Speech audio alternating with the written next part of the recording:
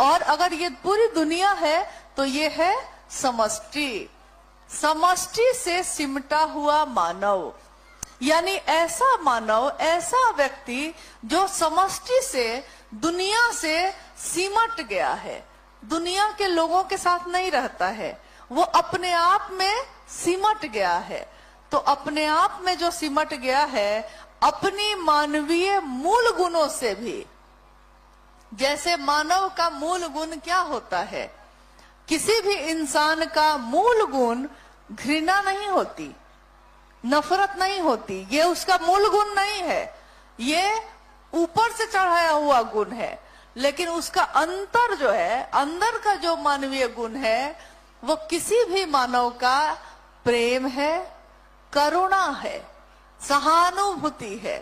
दूसरे के आंखों में आंसू देखकर उसकी आंखों में भी आंसू छलक जाते हैं। अगर वो इंसान है, शरीर में इंसान होते हुए भी कोई पशु हो सकता है, लेकिन अगर शरीर भी इंसान का है और चेतना भी इंसान की है उसकी, तो उसका मानवीय गुण यही होगा कि उसमें प्रेम भी है, उसमें सहानुभूति भी है, करुणा भी है। लेकिन जो दुनिया से, समष्टि से सिमट जाता है, जैसा आपने देखा होगा, जब हम लोग छोटे थे तो मेरा उस समय जो घर था वो मुजफ्फरपुर एक जगह है बिहार में।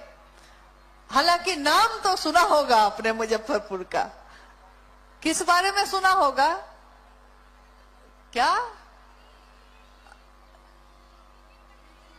अच्छा, देख लीजिए, शिव गुरु महोत्सव हो रहा है, तो स्वाभाविक है कि अगर कोई बात आएगी, लेकिन उस बात का जिक्र इसीलिए होगा क्योंकि उसमें कहीं ना कहीं शिव शिष्टता की बात होगी।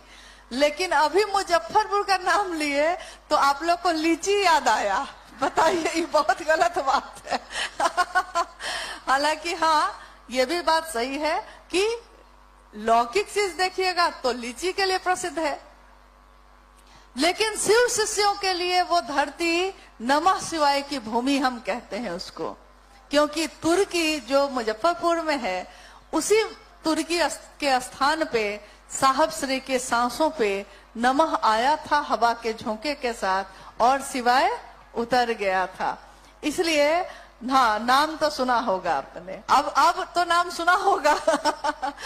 तो मेरा बचपन, लेकिन वहीं मुजफ्फरपुर जिले में ही, शहर में ही घर है मेरा।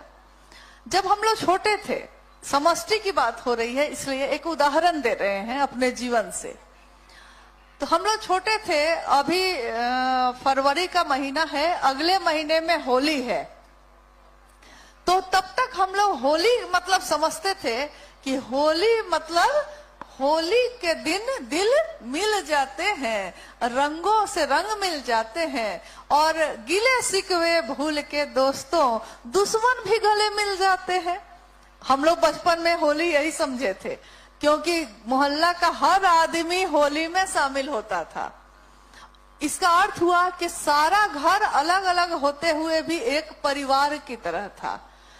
नतीजा कि अगर कोई किसी घर में बीमार है और उसके घर में कोई नहीं है, तो मोहल्ले के सारे लोग उसकी तीमारदारी में लग जाते थे।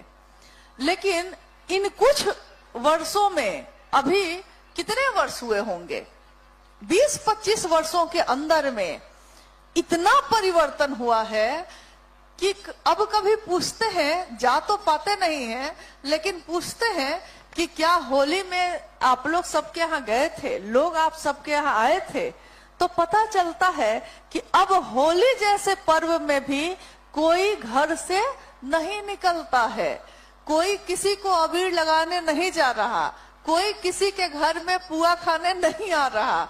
न जाने क्या हो गया है, घर बढ़ते चले गए हैं और रिश्ते टूटते चले गए हैं, ऐसा हो गया है। यानी समष्टि से सिमटा हुआ, दुनिया में पहले थे कि सब एक दूसरे से मिलते थे, अब सब अपने में सिमट गए हैं।